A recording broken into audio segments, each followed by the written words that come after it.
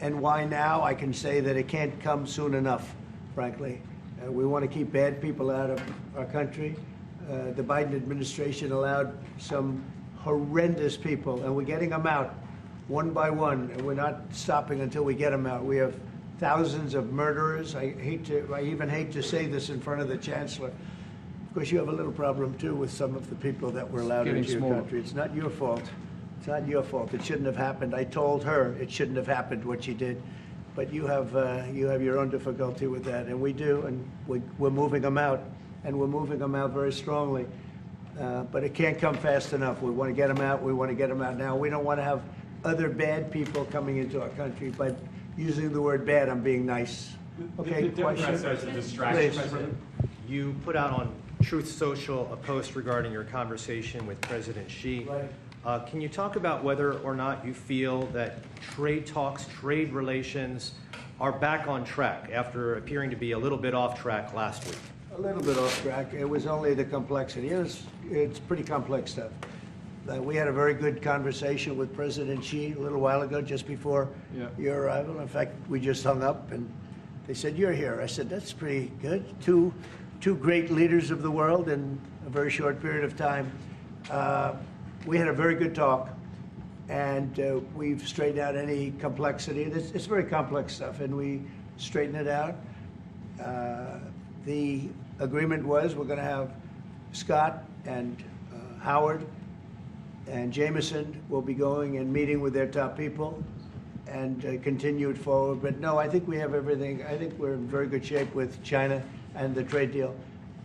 We have a deal with China, as you know, but we were straightening out some of the points, having to do mostly with rare earth, magnets, and some other things. Those reduced trade tariff rates, they remain in effect?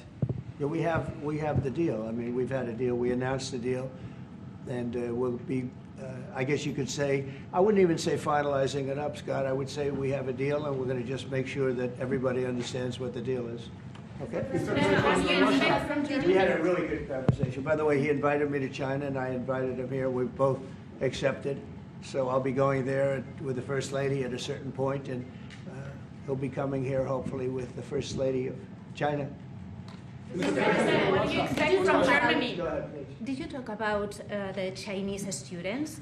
Are you allowing them to come to the U.S.? No, Chinese students are coming. No problem. No problem. Okay, and on It's our Russia? honor to have them, frankly. Look, we want to have foreign students, but we want them to be checked. You know, in the case of Harvard and Columbia and others, all we want to do is see their list. There's no problem with that. This is anybody outside of our country, international students, because when we see some of the people that we've been watching, we say, where do these people come from? How is that possible? No, we want to have foreign students come. We're very honored by it, but we want to see their list. Harvard didn't want to give us the list. They're going to be giving us the list now. I think they're starting to behave, actually, if you want to know the truth. Okay, Mr. President. On Russia, are you willing to put more pressure on Putin to end the war by imposing new sanctions on Russia and also on China? Well, remember, I'm the one that ended Nord Stream 2, going to a place called Germany, come to think of it. I'm sorry I did that. I don't know. But I ended Nord Stream 2. Nobody else did. And then when Biden came in, he immediately approved it. That's the largest, essentially the largest pipeline in the world, going to Germany and other countries. And by the way, we have so much oil and gas, you will not be able to buy it all. I mean, you literally, we have so much, and I hope we're going to make that a part of our trade deal because we have more than anybody else. We have actually the most, by far in the world, probably double what anyone else has. So we'll work on that. I'm sure that's something we'll discuss today. Mr. President, what do you expect from Germany and what do you expect from the Chancellor? Well, first of all, I'm glad to meet because I've been dealing with the Chancellor, and he's a very good man to deal with. He's difficult, I would say. Can I say that? It's a positive. Go ahead. You wouldn't want me to say you're easy, right? No. Yeah, he's a very great representative of Germany. I think all we want is just going to have a good relationship. The rest will just sort of follow very easily. We'll have a good trade deal. I mean, I guess that will be mostly determined by the European Union, but you're a very big part of that, so you'll be involved. But we'll end up hopefully with a trade deal or or we'll do something, you know, we'll do the tariffs. I mean, I'm okay with the tariffs, or we make a deal with the trade, and I guess that's what we're discussing now. Yeah. Mr. President, Mr. President. Back there, please, go ahead. Mr. President? Okay. Is Germany doing enough on defense, Mr. President? Is Germany doing enough on defense? What? Defense spending. Is Germany doing enough on defense? The Chancellor wants to. Is Germany doing enough on Chancellor wants to defense? spend 3.5. Well, I don't know. I mean, I haven't discussed it very much. I know that you're spending more money on defense now, and quite a bit more money, and that's a positive Definitely. thing. I'm not sure that General MacArthur would have said it's positive, you know. He wouldn't like it, but I sort of think it's good. You understand what I mean by that? Absolutely, I understand. He made a statement, never let Germany rearm. And I said, I always think about that when he says, sir, we're spending more money on defense. I say, oh, is that a good thing or a bad thing? I think it's a good thing. But, you know, at least to a certain point. There'll be a point when I'll say, please don't arm anymore if you don't mind. We'll be watching him. I'll get it.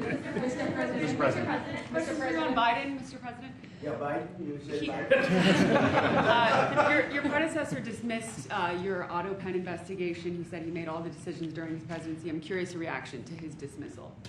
Well, look, the auto pen, I think, is the big scandal outside of the rigged election of 2020. I think the biggest scandal of the last many years is the auto pen. And who's using it? I happen to think I know, okay, because I'm here. And I'm not a big auto pen person, fortunately. I'm glad. I'm very glad. It's an easy way out. But it's a very bad thing, very dangerous. You know, I sign important documents. Usually when they put documents in front of you, they're important. Even if you're signing ambassadorships, and I consider that important. I think it's inappropriate. You have somebody that's devoting 4 years of their life or more to being an ambassador. I think you really that person deserves to get a real signature, not an auto pen signature. And I can tell auto pen easily. I can look at it. Like two little pinholes from pulling the paper, right? You always see the pinholes. Yeah. It's real easy to tell about auto pen. I think it's very disrespectful to people when they get an auto pen signature. Outside, auto pen to me are used when thousands of letters come in from young people all over the country and you want to get them back. And, you know, people use auto pens for that, to send a little signature at the bottom of a letter. We have thousands of them. We get thousands of letters a week, and it's not possible to, you know, do. I'd like to do it myself, but you can't do it. To me, that's where auto pens start and stop. But I'm sure that he didn't know many of the things. Look, he was never for open borders. He was never for transgender for everybody. He was never for men playing in women's sports. I mean, he changed, all of these things that changed so radically. I don't think he had any idea that frankly, I said it during the debate and I say it now, he didn't have much of an idea what was going on. Mr. President. He shouldn't be, essentially whoever used the auto pen was the president. And that is wrong, it's illegal, it's so bad, and it's so disrespectful to our country. Mr. President. Mr. President, will you lead your troops in Germany? And if I may ask a question to the Chancellor to answer in German for the German audience, how has your first encounter been? The answer is yes. We'll talk about that. But if they'd like to have them there, yeah, So we have a lot of them, about 45,000. It's a lot of troops. It's a city when you think of it. That's good economic development. They're highly paid troops, and they spend a lot of money in Germany. But the relationship with Germany is very important. Yeah, we'll be doing that. No problem. May I say a few words in German to Yes, the German please. public? So, danke für die Frage. Wir sind hier im Weißen Haus und ich bedanke mich beim Präsidenten für den sehr freundlichen Empfang im Oval Office in diesem weltweit bekannten Raum. Ich freue mich sehr, hier zu sein und wir bereiten eine Vertiefung unserer Zusammenarbeit vor. Ich freue mich sehr darüber. Mr. President, you've made Mr. President. Do you speak English because you speak such good English? Is it as good as your German, would you say? Do you feel, do you it's feel not more my mother comfortable? tongue. No, it's not my mother tongue, but I try to understand almost everything and Yeah, very to good. speak as good as I can. Very good. You know, it's Mr. President, you've made it's an achievement, actually. Mr. President, President, can I the follow up on the criticism auto that I've pen? seen Yes. regarding, thank you, Mr. President. The criticism that I've seen, and I'm sure you've seen, regarding Elon Musk and your big, beautiful bill, what's your reaction to that? Do you think it in any way hurts passage in the Senate, which of course, what is you're seeking? Well, look, you know, I've always liked Elon, and it's always very surprised. You saw the words he had for me, the words of, and he hasn't said anything about me that's bad. I'd rather have him criticize me than the bill, because the bill is incredible. It's the biggest cut in the history of our country. We've never cut. It's about 1.6 trillion in cuts. It's the biggest tax cut. You would say, people's taxes will go way down, but it's the biggest tax cut in history. It's we are doing things in that bill that are unbelievable. And when you look at what we're doing for small businesses, for people, for middle-income people, all of the things that we're doing, nobody's ever seen anything like it. And, you know, Elon's upset because we took the EV mandate, and, you know, which was a lot of money for electric vehicles. And, you know, they're having a hard time, the electric vehicles. And they want us to pay billions of dollars in subsidy. And, you know, Elon knew this from the beginning. He knew it for a long time ago. That's been in there. That's been, I would say, JD, that hasn't changed. That's been right from the beginning. Mr. Secretary, that hasn't changed at all, right from the beginning. But I know that disturbed him. He wanted, and rightfully, you know, he recommended somebody from, that he, I guess, knew very well. I'm sure he respected him, but to run NASA. And I didn't think it was appropriate. And he happened to be a Democrat, like totally Democrat. And I say, you know, look, we won. We get certain privileges, and one of the privileges, we don't have to appoint a Democrat. NASA is very important. We have great people. General Kane is going to be picking somebody with our, we'll be checking him out and seeing, but he wanted that person, a certain person, and we said no. And, you know, I can understand why he's upset. Remember, he was here for a long time. You saw a man who was very happy when he stood behind the Oval Desk. And even with the black eye, I said, do you want a little makeup? We'll get you a little makeup. But he said, no, I don't think so, which is interesting and very nice. He wants to be who he is, so you could make that statement too, I guess. Look, Elon and I had a great relationship. I don't know if we're well anymore. I was surprised because you were here. Everybody in this room practically was here as we had a wonderful send-off. He said wonderful things about me. You couldn't have nicer. Said the best things. He's worn the hat. Trump was right about everything. And I am right about the great, big, beautiful bill. We call it a great, big, beautiful bill because that's what it is. And again, biggest tax cuts in history, biggest economic development moves anywhere. We've never done anything like it. Business is spurred. And I don't know if you've seen the numbers, but the numbers came out. Even the CBO, which is run by Democrats, said that we're going to be doing, you know, I'd like you to discuss it, the 2.8 trillion, that CBO. This is a group of people that are Democrats. They're very hostile to us. They just came out with phenomenal numbers, what it does. You want to mention that, Scott? Yes, sir. So what we've seen is we keep hearing from the CBO that there's going to be a large deficit from the bill, which we disagree with, but using the CBO scoring, they came out and scored the tariff revenue. We think it'll be the minimum of 2.8 trillion over the 10-year window, which actually puts the bill in surplus if you include the tariff revenue, which they won't do. It gives you a tremendous surplus, but we're not allowed to use that. For some reason, they say scoring. Nobody knows what scoring means. Maybe a couple of people, but nobody. Somebody sits in the background. They say, well, we're not going to allow that. They're not allowing other things that we have that are tremendously profitable for our country. But if you saw the other day, CNBC, they came out with numbers, and the people on the show, very good people, I've watched them for a long time, they couldn't believe the numbers, how good they are. The numbers were incredible, and that was personal income and also very low inflation. We have very low inflation. We're down to 2% now, and maybe even lower than that. And when I took it over, it was a mess. Remember, we had the worst inflation probably in the history of our country. They say 48 years, but let's say I think it's worse than that. So we had the worst inflation in the history of our country under the Biden administration. Now we're down to a beautiful number, 2%. You'd actually like to keep it there. Better than 0 is 2%. It's going down maybe to 1, and 1% is like perfect. That's perfect. You don't want to have 0 for certain reasons that nobody is very interested to listen to. but we have almost perfect inflation. Grocery prices are down, everything. Remember eggs? Eggs, we weren't going to buy another egg for the next 20 years. They were so expensive, right? Remember? You guys all hit me about eggs. Eggs have come down 400%. Everybody has eggs now. They're having eggs for breakfast again. But if you look at gasoline, very important. I think always the most important because it's the energy is the biggest factor. That's what happened. He screwed up our energy policy, and everything went up because energy went up.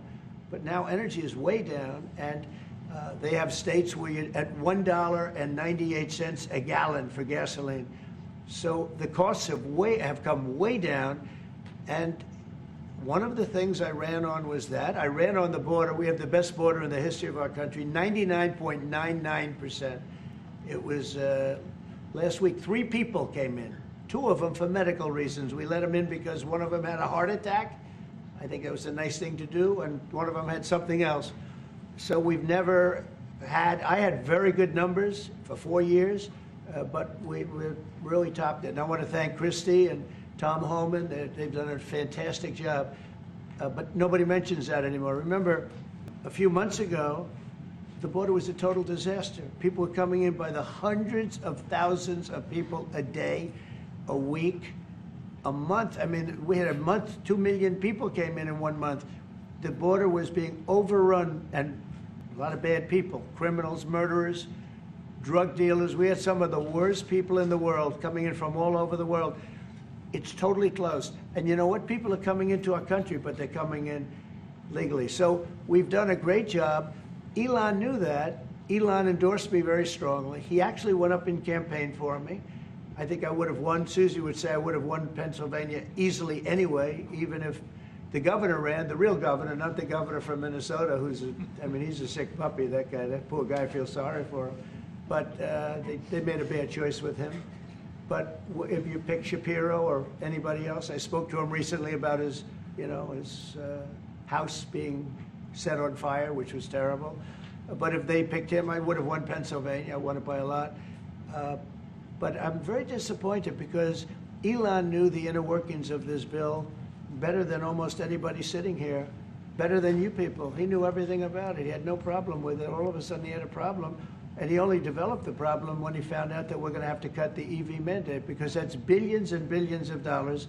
And it really is unfair. We want to have cars of all types. Electric, we want to have electric, but we want to have a gasoline, combustion. We want to have different. We want to have hybrids. We want to have we want to be able to sell everything. And when that was cut, and Congress wanted to cut it, he became a little bit different. And I can understand that. But he knew every aspect of this bill. He knew it better than almost anybody. And he never had a problem until right after he left. And if you saw the statements he made about me, which I'm sure you can get very easily, it's very fresh on tape, he said the most beautiful things about me. And he hasn't said bad about me personally, but I'm sure that'll be next. But I'm very disappointed in Elon. I've helped Elon a lot. And Mr. President, I just want to clarify, did he raise any of these concerns with you privately before he raised them publicly? And this is the guy you put in charge of cutting spending. Should people not take him seriously about spending now? Are you saying this is all sour grapes? No, he worked hard and he did a good job. And I'll be honest, I think he misses the place. I think he got out there and all of a sudden he wasn't in this beautiful Oval Office, and he's got nice offices too. But there's something about this one. I was telling the Chancellor, this is where it is. People come in here, even from Germany. They come in and they walk into the Oval Office, and it's just a special place. It's, World War I, it started and it ended here, and World War II, and so many other things. Everything big comes right from this beautiful space. It's now much more beautiful than it was 6 months ago. A lot of good things are happening in this room. And I'll tell you, he's not the first. People leave my administration and they love us. And then at some point they miss it so badly. And some of them embrace it and some of them actually become hostile.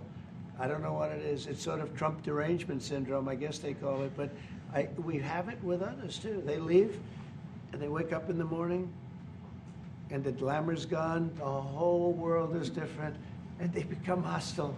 I don't know what it is. Someday you'll write a book about it and you'll let us know. Yeah. Mr. President, speaking of ending wars in this room, you were very critical of Vladimir Putin a couple of days ago. What kind of play is he playing from your perspective? What are his... Well, look, he got hit. He's been doing hitting, so I understand it. But he got hit hard, and I don't think he's playing games. I think I've always said he wanted the whole thing. I thought he wanted the entire, everything having to do with Ukraine. That's something that would have never happened if I were president. The election was rigged. I didn't get to be president, but I got to be president now. And I think it's a much more important presidency. Other than a couple of things like that, the war would have never happened. The war with Ukraine, with Putin, would have never happened, ever, not even a chance. And it didn't happen for 4 years. And it wasn't thought of. I used to talk to him about Ukraine a lot. It was the apple of his eye, but he would have never done what he did. And I think mistakes were made by him, but I think mistakes were made by other people. The president should have never allowed that war. Biden should have never allowed that war to happen. If you had the right guy in here, that war would have never happened. Israel would have never happened with Hamas. That would have never happened. The attack on Israel would have never happened because Iran was broke. They had no money. They had no money to give to Hamas or Hezbollah or anybody else. And all of that would have never happened. Inflation wouldn't have happened. It was caused mostly by energy. And the Biden administration messed up my great energy policy. We were down into the 190 a gallon, and it would have never happened. It was caused by energy and their bad spending on the Green New Scam and other things that they spent on. But all of those things would have never happened. But maybe most importantly, the war chancellor with Russia would never have happened with Ukraine. It was something that would have, you know, I dealt with Putin a lot. There was no chance, zero. And you know, a lot of people say, how do you know? For 4 years it didn't happen. There was never a chance of it happening. And he understood the consequences. Now, it's a shame. And when you see all of those people, they came out with a report today that millions of people have died, much more than people thought. And I've been saying that for a long time. The amount of death in that war is far greater than the news has been reporting, or than, frankly, that either side has been reporting. It's a very sad thing. And I can tell you, just speaking for the chancellor, because we speak about it, he feels the same way. He wants to see it ended. Would you like to say something? Absolutely. And I'm here, Mr. President, to talk with you later on how we could contribute to that goal. And we all are looking for measures and for instruments to bring this terrible war to an end. And may I remind you that we are having June 6th tomorrow. This is D-Day anniversary, when the Americans once ended a war in Europe. And I think this is in your hand in specific, in ours. That was not a pleasant day for you? No, that was not a pleasant... This was not a great in day. the long run, Mr. President, this was the liberation of my country from Nazi dictatorship. That's true. So, that's true. And we know what we owe you. But this is the reason why I'm saying that America is, again, in a very strong position to do something on this war and ending this war. So let's talk about what we can do jointly, and we are ready to do what we can. And you know that we gave support to Ukraine, and that we are looking for more pressure on Russia. The European Union did, and we should talk about that. We will talk about it. Yeah. And, you know, it's good timing. The numbers for our country are through the roof, the economic numbers, because of the election and because of tariffs and other things, a lot of things. But we've had some of the best numbers we've ever had. They were reported yesterday, the day before, and even today. Country's doing really well. I think that one of the things you'll be most interested in is that 6 months ago, we were having a hard time getting anybody to join our military. I mean, they just couldn't do it. The numbers were record low. We couldn't get people to join the military. It wasn't me. This was before I got there, the past administration. But 6 months ago, a year ago, the numbers were record low. You couldn't get them to join. That included the police. And you couldn't get them to join. Now, we just hit the highest number in the history of our country, we think, but very close, but the highest in the history of our country recruitment joining the Army, Navy, Air Force, Marines, Coast Guard, police forces all over the country. What did you do for that? What was the reason? Spirit. They love our country again. You know? You're going to do the same thing. Spirit. We have great spirit is back in our country, and it's very simple. And, you know, it was only, Susie, 6 months ago, right, that you got reports. You're the one that released them that you couldn't get anybody to join the military, and now we're stocked. Every service now is packed, and we have waiting lists of people trying to get in, as good as we've ever had in the history of our country. So that's an honor. That's a great honor. Mr. Mr. President, on the war. On California? You've asked. You've had enough. Go ahead. please. Mr. President, so would you consider to put more sanctions on Russia? Because this discussion is going on now for weeks and months, and you tweeted about it once, but then nothing happens. So Yeah, when what I see the moment when we're not going to make a deal, when this thing won't stop, Is there a if deadline that for you? moment, yeah, it's in my brain, the deadline. When I see the moment where it's not going to stop, and I'm sure you're going to do the same thing, will be very, very, very tough. And it could be on both countries, to be honest. You know, it takes two to tango. But we're going to be very tough. Whether it's Russia or anybody else, we're going to be very tough. That's a bloodbath that's going on over there. And when I see the moment where I say, well, they're going to just keep fighting. You know, I gave the analogy yesterday when I spoke to President Putin. I had a 2-hour and 15-minute call with him. Sometimes, and this is me speaking maybe in a negative sense, but sometimes you see two young children fighting like crazy. They hate each other, and they're fighting in a park. And you try and pull them apart. They don't want to be pulled. Sometimes you're better off letting them fight for a while and then pulling them apart. And I gave that analogy to Putin yesterday. I said, President, maybe you're going to have to keep fighting and suffering a lot, because both sides are suffering, before you pull them apart, before they're able to be pulled apart. But it's a pretty known analogy. You have two kids, they fight. Sometimes you let them fight for a little while. You see it in hockey. You see it in sports. The referees let them go for a couple of seconds, let them go for a little while before you pull them apart. And maybe, and I said it, and maybe that's a negative because we're saying go, but a lot of bad blood. There's some bad blood between the two. I have to deal with it, and the Chancellor has to deal with it. It's incredible. The level of, there's a great hatred between those two men, but between the warring parties. Great hatred.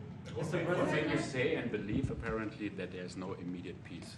What? That there is no immediate peace. There will be no. Well, I can't. I'd love to have immediate if I could. But why? If I could, but we don't have immediate. You know, it's like I'd love to have that. I'd like it to start right now. We would leave a room if we knew the war could end. We'd say, forget about you guys. Forget about trade, right? Yeah. We'd say, let's go settle it. There's some additional fighting that's going to go on. You know, he attacked, and they attacked pretty harshly.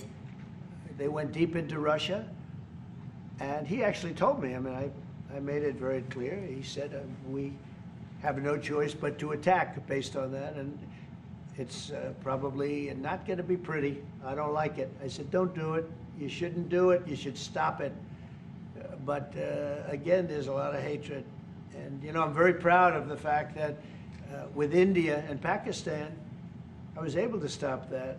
And those are nuclear powers. And that was getting close to being out of hand. And I spoke to some very talented people on both sides, very good people on both sides. And I said, you know, we're dealing with you on trade, Pakistan and India, right now. I said, we're not going to deal with you on trade if you're going to go shooting each other and whipping out nuclear weapons that maybe even affect us. Because, you know, that nuclear dust blows across oceans very quickly. It affects us. And I said, if you're going to do that, we're not going to do any trade deals. And you know what? I got that war stopped. Now, I hope we don't go back and we find out that they started, but I don't think they will. They were both good. They were well represented. I want to congratulate both countries because, as you know, the leader of India, who's a great guy, was here a few weeks ago. We had some great talks. We're doing a trade deal. And Pakistan, likewise, they have very very strong leadership. Some people won't like when I say that, but you know, it is what it is. And they stopped that war. Now, am I going to get credit? I'll never get credit for anything. They don't give me credit for anything, but nobody else could have done it. I stopped it. I was very proud of that. I wish we could do the same thing with Ukraine and Russia.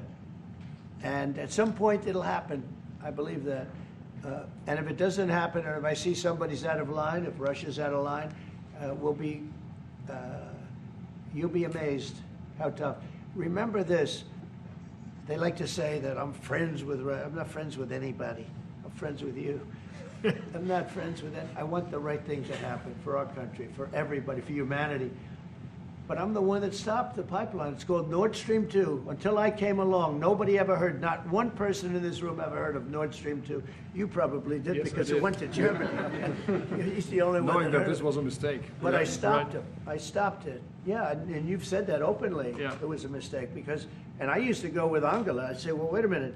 We're spending all this money to defend you against Russia, and then you're giving Russia billions of dollars a month. What kind of a deal is that? You know, which was, but you said it better than anybody else. I appreciate it. But I'm the one that stopped it. And that was the biggest economic development job, if you want to call it that, in the history, think of it, in the history of Russia. That was a massive, it's the biggest pipeline in the world. Going to go all over Europe, not only to Germany. You know, they were Germany, but then they were branching off all over to Europe. Nobody ever heard of, not one person of you heard of it. And I stopped it. It was dead. And then they say, I'm friends with Putin. I got along with him. He respected me, I respected him. It would have never happened. But I stopped Nord Stream 2. When Biden came in, almost the first week, he approved it. He let it be built. And then they say that I wasn't tough on Russia. Putin said to me, you know, you're not tough on Russia. You stopped the biggest, most important job we've ever done. You stopped it. And Biden came in and he let it be built. And I'll tell you what, I'll never forget the day. I had it totally stopped. They weren't building. They gave up on it. They weren't able to. And then Biden came in and he let him build. I couldn't believe it. Okay, one or two questions more, please. Any questions? Any question for the Chancellor? Continue. Go ahead, for the Chancellor. That would be one. I like his answers much better. Well, first, would you continue to support Ukraine? Yeah, I'm with Ukraine. We just signed a big deal on rare earth with Ukraine. And we want to, you know what, I'm for stopping killing, really. That's what I'm for. Again, a war that would have never started, should have never started. I want to see the killing stop. We spent $350 billion, much more than Europe, but Europe spent a lot also. And they spent way over $100 billion. Yeah. So you're talking about close to $500 billion went into that whole thing. And it's not even the money, and I know with you too, it's a lot of money, but it's the death that's being caused. We went to the Middle East. I went last week to the Middle East. We took in $5.1 trillion. That's many, many times. That's 30, 40 times, 50 times more than what we're talking about. It's think of that, $5.1 trillion of investment with one trip that lasted 4 days. So it's not the money. It's a little the money, but not the money, the big thing. The big thing is the death. The death of, and really the decimation. You've lost a whole culture. You know, Ukraine had the most beautiful turrets. They call them turrets, the little towers, beautiful towers, the most beautiful in the world. They're all now laying on their side, blown to smithereens. It'll never happen again. They've taken away the culture of a country. They've taken away the heritage of a country. It's a terrible thing. But most importantly, again, is the death. 5,000 plus people a week, soldiers, are being killed. He doesn't want that, and I don't want that. One more. Yeah, please. Thank you.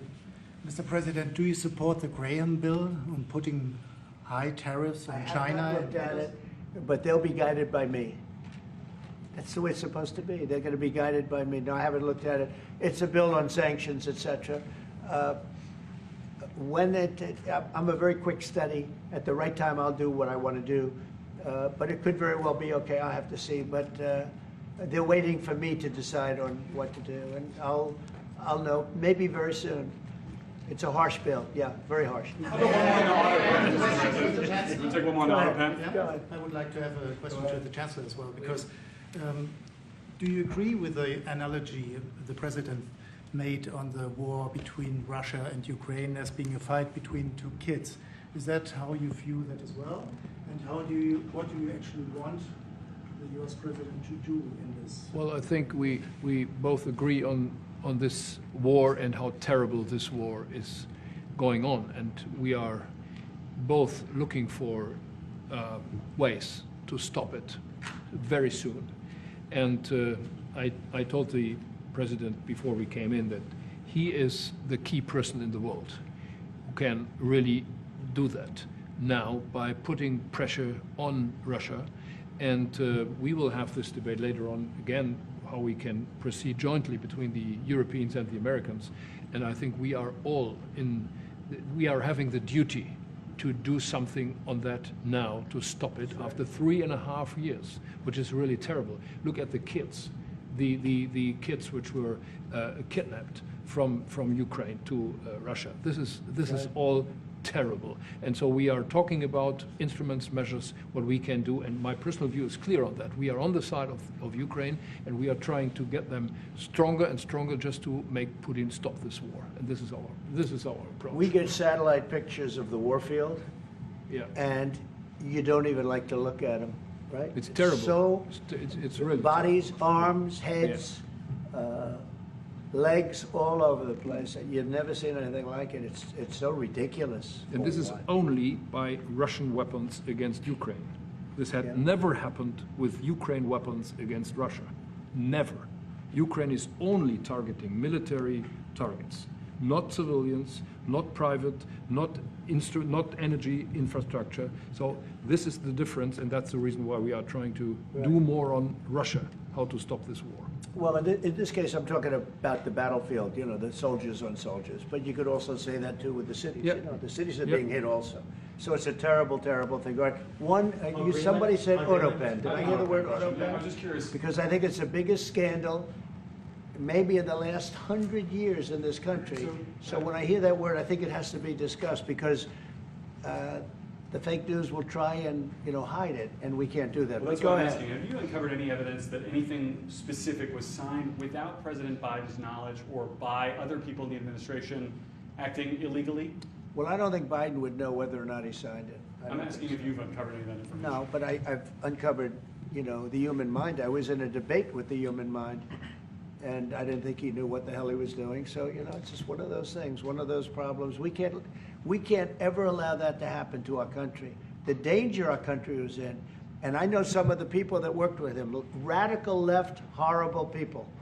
And I could give you the name of some of the people that used the autopen, because I'm here, and I ask questions about people that were here also. There are a lot of people that were here when that happened, and they're here right now, and they'll answer your question very accurately. But I know some of the people that use that autopen, and those are not the people that had the same ideology as Joe Biden. These were radical left lunatics that used that, and they didn't get elected. He didn't get elected either, actually.